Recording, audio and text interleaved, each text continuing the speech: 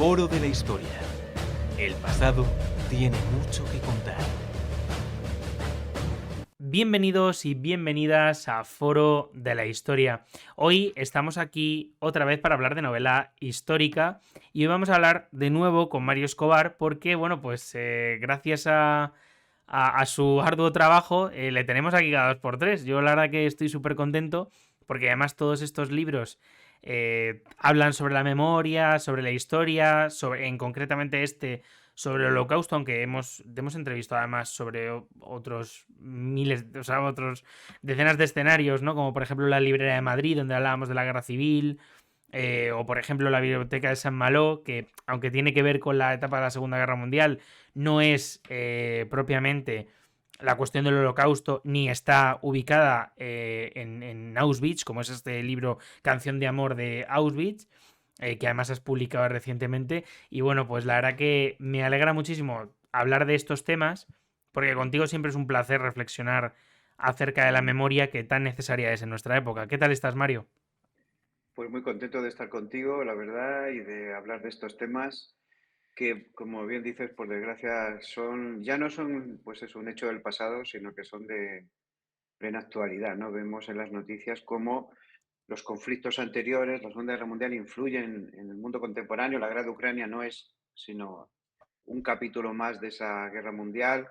La guerra en Israel es otro capítulo, ¿no?, de esa guerra, ¿no? Y todos los conflictos que hay ahora mismo humanos ideológicos, pues tienen su raíz ahí. Entonces, bueno, que entendamos esa época es muy importante y por eso te agradezco mucho y a For Historia que hacéis una labor muy importante de divulgación y también de concienciación, ¿no? Sobre que la historia se repite si no somos capaces de pararnos, reflexionar y darnos cuenta que si repetimos y imitamos lo que han hecho nuestros antepasados, acabamos con las mismas consecuencias.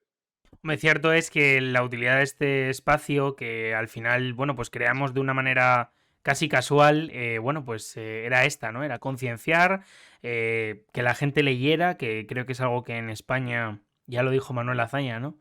Es importante que si todos habláramos de lo que supiéramos, probablemente se haría el silencio, ¿verdad? Como dijo don Manuel Azaña. Pero bueno, sinceramente hoy venimos a hablar sobre un tema que es verdad que no tiene nada que ver con España, desde un punto de vista, aunque sí que es cierto que hubo presos políticos en Auschwitz y, bueno, y en otros tantos campos de concentración alemanes durante la Segunda Guerra Mundial, pero hoy venimos a hablar acerca bueno, pues de una historia de amor que se da dentro del propio campo de concentración de Auschwitz. ¿Cómo llegas a esta historia? Porque cierto es que he visto, y para preparar esta entrevista, he visto que te han entrevistado además en cuatro. Nada, un espacio pequeño. Y que, bueno, pues que contabas un poco cómo habías llegado a esta historia y a mí me llamaba muchísimo la atención también. Pues sí, en la entrevista esa fue mucho más larga, pero ya sabes que luego la televisión por espacio acorta mucho y les expliqué un poco.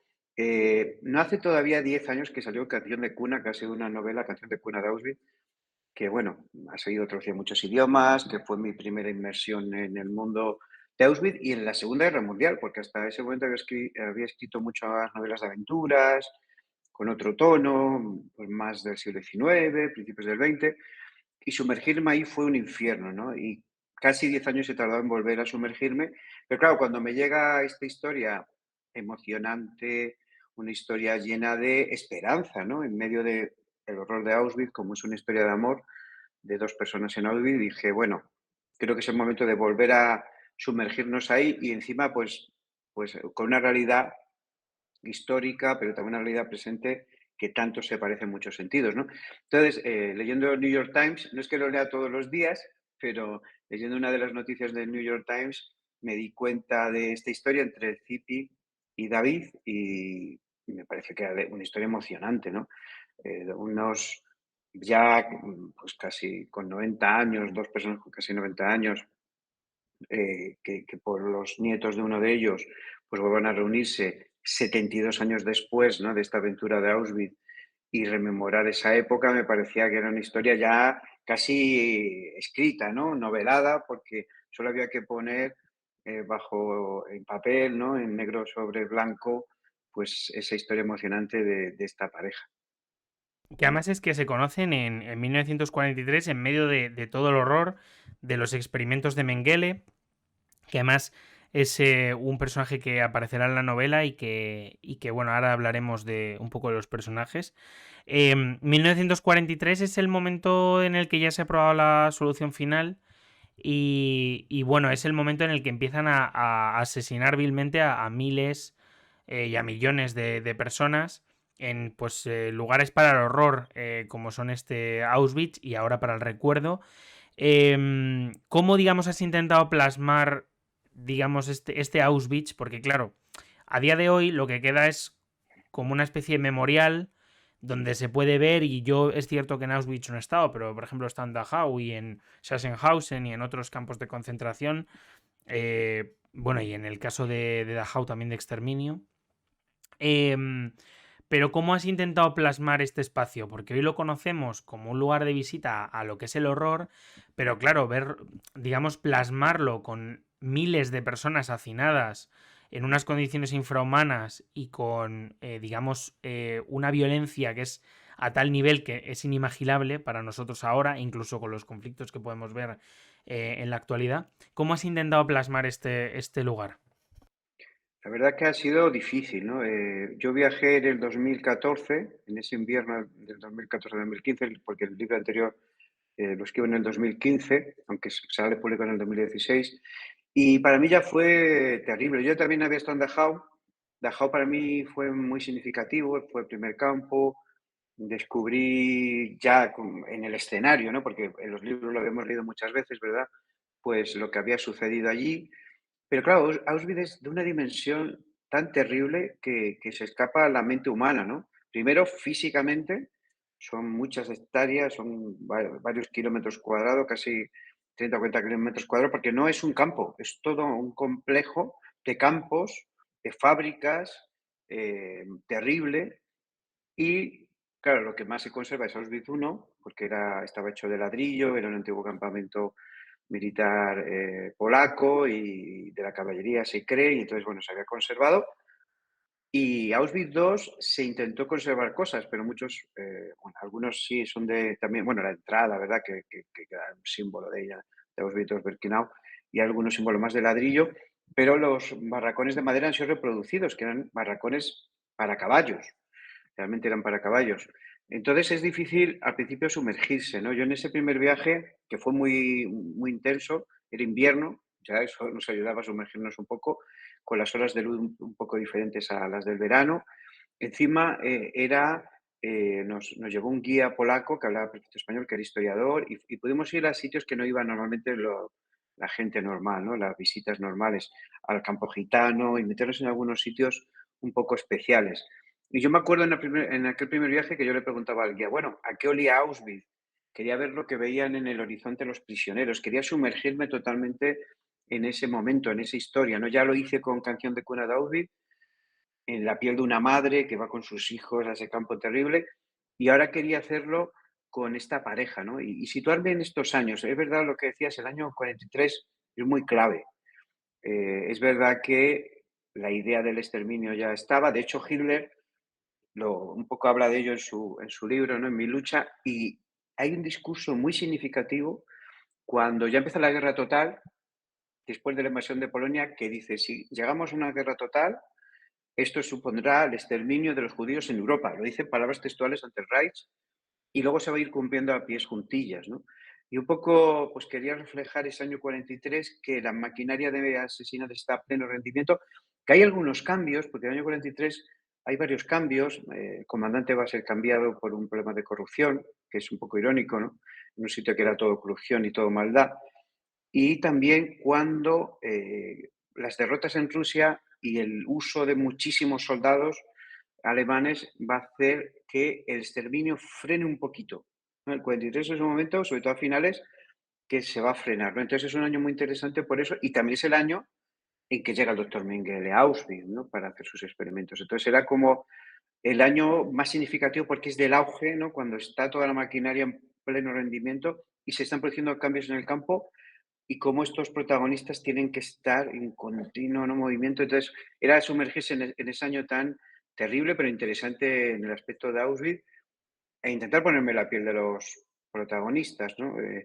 Imaginarme, y también leyendo muchos testimonios reales, pues cuál era su inquietud, su miedo, lo que vivían, lo que sufrían, cómo era su día a día, ¿no? Y una vez, pues ya que haces todo ese trabajo de investigación y introspección, pues ya métete a la escritura. Sí, porque además el objetivo de, bueno, pues tanto de estas visitas que tú hiciste, la que yo hice en Dachau o en otros campos, tienen un poco un interés memorialístico, ¿no? Porque al final intentan bueno, pues que al llegar a la población. Y mi siguiente pregunta es, ¿tú crees que a día de hoy estos espacios son realmente eficientes a la hora de que la población, digamos, de a pie pueda comprender lo que allí sucedió? Porque sí que es verdad que, y considero la verdad que en Alemania están bastante bien musealizados los museos y sobre todo los que tienen que ver con el Holocausto. Pero es verdad que últimamente veo mucho en redes gente que desde luego desprecia esta memoria y no ha pasado tanto tiempo desde este 1943, que es que no van ni 100 años, ¿eh? Sí, es que hay un déficit, ¿no? de educación en este sentido. Imagínate, en España solo existía un simposium sobre el Holocausto en la Universidad de Valencia, que estuvo como 4 años funcionando, y ya no existe. Y creo que, si no me equivoco, no hay nada en absoluto. Los libros de historia en España suele aparecer al final de la Segunda Guerra Mundial como un epígrafe como mucho y poco más. Y en Alemania, ¿no? Que es un país que sí es una historia tan dura, ¿no? para la nación y todo lo que eso supuso, ¿no? de colaborar en el exterminio, ¿no? Como nación. Ahora han bajado mucho el listón en ese sentido y también te encuentras, ¿no? Cuando visitas los museos, que es verdad que están muy bien documentados, a veces un poquito desangelados, ¿no? Porque, por ejemplo, no sé cómo está ahora el de Dachau, yo lo visité hace muchísimo tiempo, pero ni siquiera había gente del personal, era todo por audioguía y una vez que Sí, entrabas allí, totalmente. podías hacer lo que quisieras, porque, y de hecho yo en ese primer viaje, en ese primer campo ya me estremecí, y esto fue hace muchos años, tú imagínate, debió ser el 2012 o por ahí, ya era más de una década, y veía a los estudiantes alemanes haciendo bromas, riéndose, haciéndose selfies ya en ese momento, pues en un barracón, ¿no? Y a mí eso ya me enfurecía, decía, bueno, qué poca información o qué incapacidad de empatía tiene esta gente para saber que aquí, además, esos estudiantes podían ser hasta el propio Dachau, o sea, nietos de los que ya habían visto eso y no habían hecho nada, ¿no? O incluso de, quién sabe si de guardas o de nazis, porque casi toda la sociedad alemana entró al partido o fue colaboradora en algún sentido, ¿no? ¿Cuál es el problema? Yo creo que se nos olvida de que cada generación necesita ser educada de nuevo, ¿no? Porque aunque hagamos constante pedagogía, aunque hayan salido películas y salgan libros, los que tienen ahora 13, 14, 15, 16, hasta 20 años, su exposición a estos temas ha sido pequeñísima. Y encima, como hay una avalancha tal de información en todo momento, con las redes sociales, esto queda casi diluido, ¿no? A lo mejor en mi generación, en la tuya todavía, había menos información, la gente leía más, había pues solo documentales en la 2 y poco más, y salían alguno de estos, ¿no? Y te impactaba. Ahora ya parece que estás inmunizado a todo, ¿no? Y ese es uno de los problemas. Y luego la otra razón para mí es que no tienen contexto, ¿no? Yo estaba también hace mucho en Normandía, ¿no? Y Normandía, que al fin y al cabo son batallas, es desembarco. Yo me acuerdo bajando por la cuesta hacia una de las playas, que además hacía un día oscuro, un poco gris, para ser verano, y yo me estremecía. Y en cambio yo veía gente haciéndose fotos y selfies y llevando a sus mascotas a las lanchas, ¿no? Y una lancha que era verdadera y que seguramente había muerto gente en ella y la gente lo frivolizaba, ¿no? Y yo creo que es que ya hemos roto la barrera entre la ficción, la realidad. Vivimos en un mundo en el que ya nos cuesta ponernos en el lugar del sufrimiento, ¿no? Lo vemos en las noticias, lo vemos en... Y una vez más, los libros, las películas, tenemos que volver a enseñar y poner en la piel, ¿no? Yo creo que eso es una cosa que hacen las novelas, ¿no? Que esa persona se vea en la piel de los que están sufriendo, ¿no? Porque los datos no son suficientes, no llegan a empatizar, a cambiar tu actitud, pero la piel, cuando te metes dentro del personaje, creo que eso sí puede cambiarte.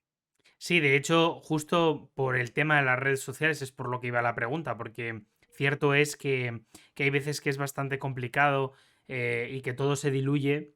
Y novelas como esta, bueno, pues intentan de alguna parte reafianzar, ¿no? Esa memoria que creíamos casi permanente y que a día de hoy, y sobre todo yo creo que la última década, las dos últimas décadas, está empezando como a diluirse, y incluso con movimientos políticos que intentan poco más que decir que, bueno, que eso del holocausto no ha pasado y que aquí que esto eran fotos, la culpa la tenían también los judíos, ¿no? De, no, estos son fotos que han creado ellos, es imposible que con que esta documentación y que esta gente muriera aquí. Bueno, has hablado de Auschwitz, que es un lugar del horror, pero por supuesto también hay personajes horripilantes en tu novela. El más horripilante es el doctor Mengele, sin duda alguna, que sabéis que llevó a cabo diferentes experimentos macabros, todos ellos, para intentar, según ellos, avanzar la ciencia alemana y la tecnología, bueno, y desde luego que atentaban contra los derechos humanos. Bueno, y contra cualquier razón, ¿verdad? Y coherencia. ¿Cómo has descrito a este personaje? Porque bueno, ahora nos hablarás también de David y de Zipi, pero bueno, me interesan también un poco los personajes históricos, más allá de estos dos supervivientes. Es curioso, ¿no? Porque Auschwitz es es como el gran antagonista en sí mismo, ¿no? El propio campo, pero luego dentro de él, como dices, ¿no? Había verdaderos que parecen monstruos, pero son humanos, ¿no? Me gustaría pensar que gente como el doctor Mengele es un monstruo, una especie de involución del ser humano, pero no, era un hombre con carne, huesos, sentimientos y emociones como nosotros, y eso lo hace aún más terrible, ¿no? Doctor Mengele, la primera vez que me acerco a él literariamente fue con Canción de cuna de Auschwitz, porque él cuando llega, justo en el año 43, después de venir del frente ruso, de haber estado herido, intenta volver no a la vida civil, porque sigue siendo militar, pero a una vida más enfocada a sus investigaciones. Es un hombre lleno de frustraciones, aunque era un hombre privilegiado. Pertenece a una familia eh, terrateniente rica de la zona de Baviera, que se dedicaba sobre todo a la construcción de tractores y productos agrícolas, ¿no? Pero él está un poco frustrado porque quería sacar una carrera brillante como médico, quería ser un gran investigador. Se ha casado con la hija de un gran científico y creo que tiene como ese deseo de brillar, ¿no? Y luego es un fanático real. De hecho, imagínate, antes de entrar a la universidad, siendo muy jovencito, participa con los cascos de hierro, que eran estos grupos de extrema derecha, pero incluso anteriores al nazismo, ¿no? Que intentaban parar pues, un poco los intentos que había habido revolucionarios también comunistas en Baviera y en otras zonas de Alemania al acabar la guerra, al principio de la República de Weimar. Enseguida se va a alistar a las SS y cuando llega a Auschwitz es un hombre que si ya estaba endurecido por todo esto, prácticamente ha perdido cualquier sensibilidad hacia el prójimo, ¿no? A cualquier otro ser humano, y más si son de esa, lo que ellos decían, raza inferior, ¿no? Se llega al campo gitano, es destinado como doctor campo gitano, por eso sale en Canción de cuna de Auschwitz, ¿no? Porque ahí es donde va a poner su primer laboratorio. Empieza como un médico un poco de bajo perfil, a pesar de que había sido invitado por otro médico que estaba en el campo y que había sido profesor suyo y había guiado en su tesis, y le había dicho que ahí era un sitio donde iba a poder hacer sus experimentos salvajes sin ningún tipo de cortapisas y control. Y allí en el campo gitano va a hacer en la sauna muy cercana su primer laboratorio y claro, él necesita cobayas humanas y su primera misión va a ser buscar dos cosas, ¿no? Gemelos por un lado, porque él está obsesionado con que las mujeres alemanas tengan más de un hijo, tengan dos, tres a la vez para aumentar su raza. Y también el color de los ojos, especialmente, investiga para ver qué influye para el cambio de color de ojos y tal. Entonces él va a abrir una guardería en Auschwitz II, en el campo gitano, para tener sus cobayas humanas, ¿no? A esos niños, para experimentar con ellos, y de ahí sale la historia con Helen Hanneman y todo lo que hay detrás. En la parte de esta novela de Canción de Amor de Auschwitz, el caso es que, además de ser director del campo gitano, va ascendiendo muy rápidamente, se hace amigo de Hoss, el comandante Hess, y se hace muy popular. ¿Por qué? Porque era uno de los más fanáticos. Imagínate, él no tenía obligación de ir a pie de tren a seleccionar, sabemos esta famosa selección que había de los médicos, A la derecha iban los que se iban a salvar, iban a convertirse en esclavos, que tampoco era un final muy bueno, y los de la izquierda iban directamente a las cámaras de gas. Él iba voluntario porque quería encontrar elementos y gente para sus experimentos, gemelos y personas que le gustaran, por ejemplo, alguien que tuviera un ojo de cada color y cosas así. Hasta ese nivel de fanatismo llegaba, ¿no? Y tal vez lo más triste de Mengele y muchos como él es su impunidad, ¿no? No solo hace lo que quiere, destroza la vida de cientos de personas, encima con un cinismo tremendo, ¿no? Porque a los niños se mostraba casi como el tío Mengele, ¿no? Y luego era o el tío Joseph y luego era sanguinario hasta el extremo, sino que logra escapar a América Latina porque hay una ruta, ¿no? De las ratas llamaban, vía Vaticano sobre todo y vía Italia, que permitió a muchos criminales de guerra, y ya no de guerra, sino sanguinarios, genocidas como este, llegar a América Latina. Este hombre va a estar escondido en Argentina, se cree que luego, cuando ya un poco empieza a ser vigilado en Paraguay, de ahí va a acabar en Brasil, y va a morir tranquilamente. Dicen que murió en una playa de Brasil, en un baño, ya siendo muy mayor, que le dio una desgarradera cabo y se ahogó, pero sin nunca pagar sus culpas. Y dices, bueno, es que no le encontraron. Este hombre estuvo viajando a Alemania durante varios años después de la guerra, vía Suiza o a veces vía directa, sin que nadie le molestara, ¿no? Y esto es la realidad de muchos de los guardas de las SS. 1800 más o menos fijos, aún así se cree que pasaron más de 8000 guardas y gente de la oficina en diferentes puestos, y creo que fueron 200 los que fueron acusados al final y muchos menos los que acabaron en la horca o ajusticiados, ¿no? Entonces vemos que la impunidad fue terrible y que estos monstruos se incorporaron a la vida civil muchas veces de su propio país, muchos eran también eslovacos y de otras regiones, no todos eran alemanes, o huyeron a Hispanoamérica y se escondieron allí y tuvieron una vida feliz y tranquila mientras que sus víctimas pues no habían tenido justicia.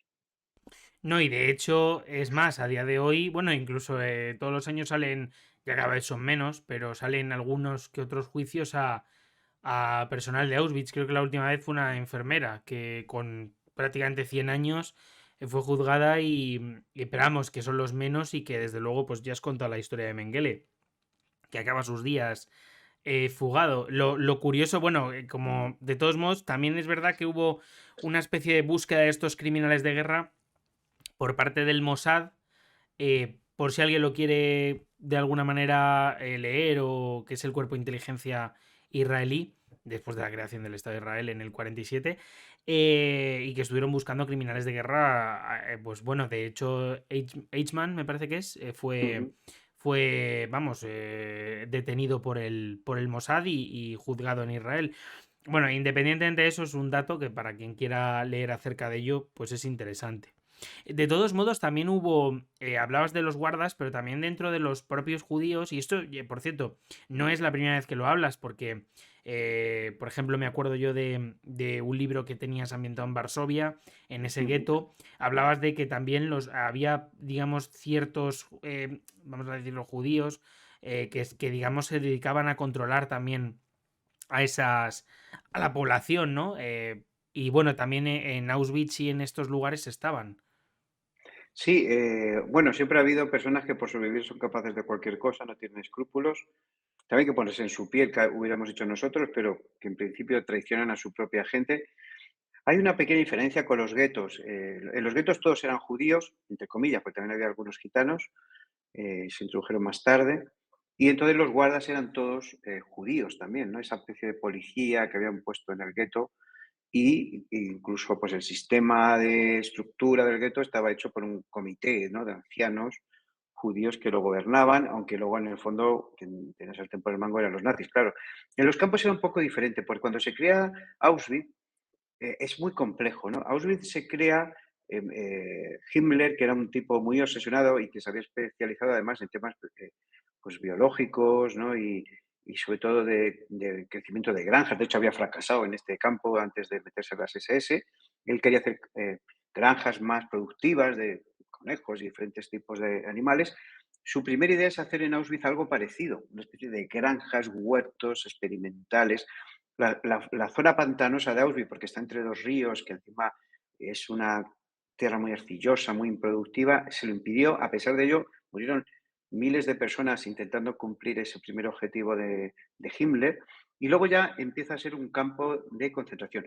Entonces, se lleva a prisioneros alemanes comunes de Sachsenhausen especialmente, y algunos políticos también, y de Dachau, igual que Hoss viene también de Dachau, para hacer un campo modelo, ¿no?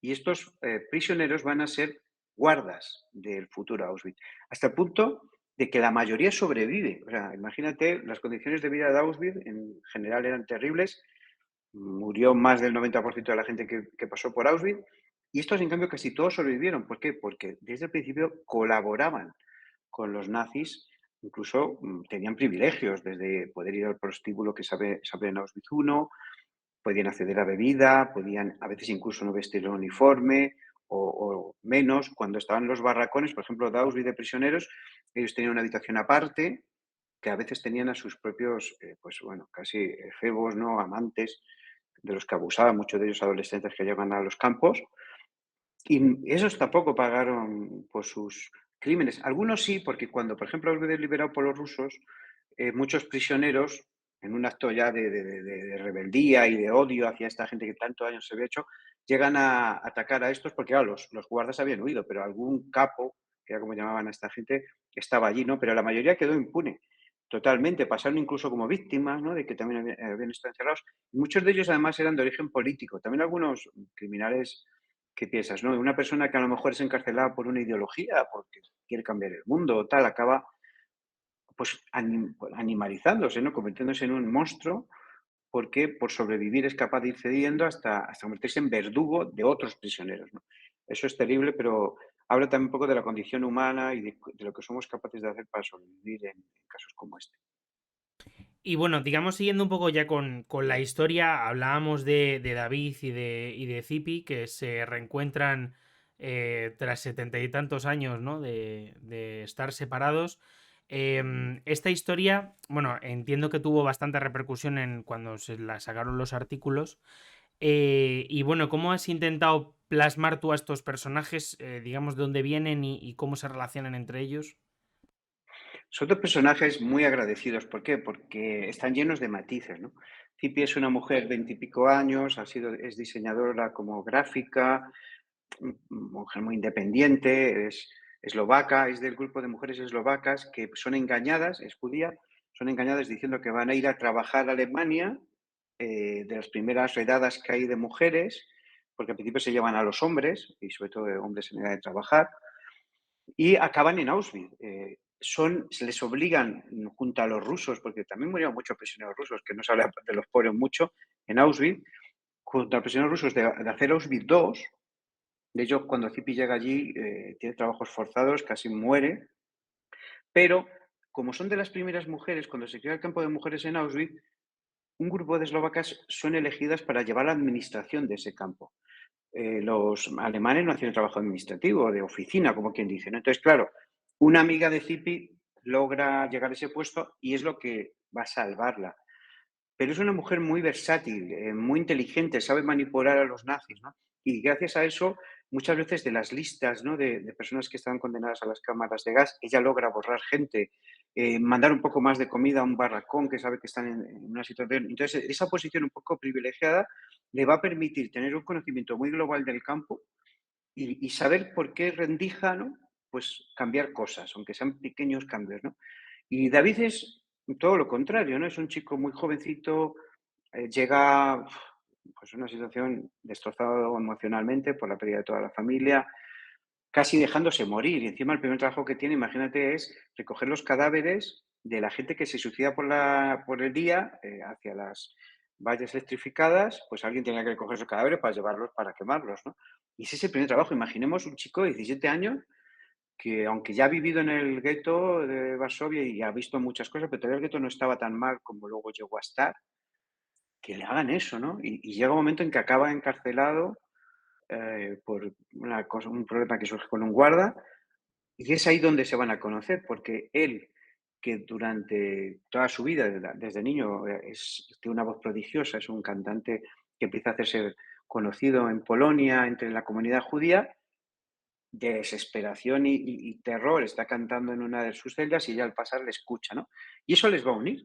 Es el vínculo, ¿no? La chispa que hace que esa historia de amor de dos personas que ni se hubieran encontrado en la vida porque vivían en sitios alejadísimos, ni hubieran coincidido en muchas cosas, ¿no? Pero que al estar en el mismo sitio, en el mismo lugar, de repente surge una historia de amor increíble que un poco pone en tela de juicio y enfrenta un sistema y un régimen como el nazi, como el sistema de campos de concentración y exterminio nazis, ¿no? Que buscaban la deshumanización, la destrucción del individuo en todos los sentidos, físico, emocional, espiritual, y ellos no solo no se dejan destruir, sino que construyen una historia de amor increíble, ¿no? Que yo creo que la gente debería conocer y por eso surge esta novela de Canción de Amor de Auschwitz.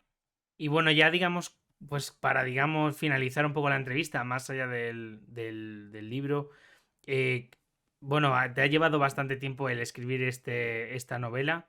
La verdad que tienes, bueno, tienes la verdad que un nivel de trabajo que yo siempre digo que es envidiable porque ya solo con los trabajos que vas sacando, pues desde luego se nota que hay unas cuantas horas de escritura diarias, ¿eh?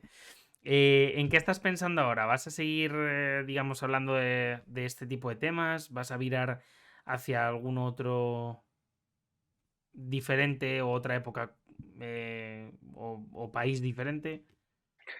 Sabes que tengo forma de escritura anglosajona, de esto de 8 horas al día, y además tengo, bueno, esa habilidad de escribir bastante rápido y eso me permite pues, sacar varios libros al año. Y combino a veces las novelas más ligeras, digo, porque son más policíacas. De hecho, para mí son como divertimento, ¿no? Yo ni sé lo que va a pasar y la historia va surgiendo por sí sola con estas históricas. Ahora mismo tengo dos proyectos sobre la mesa. Uno es para, bueno, uno que tiene que salir, pero saldrá para Estados Unidos en febrero, sobre una también superviviente, una mujer que va a acabar en un campo de concentración por ayudar a prisioneros, se llama En busca de la esperanza, que es la historia de Corrie ten Boom. Corrie ten Boom era una mujer holandesa que junto a su padre y su hermana refugian a gente en su casa. De hecho, en los años 60, 70, mejor dicho, salió una película y todo sobre ella, pero ahora es un personaje más desconocido. Y esa ya está escrita y bueno, saldrá para esa fecha para Estados Unidos, toda América y espero que llegue aquí de alguna manera.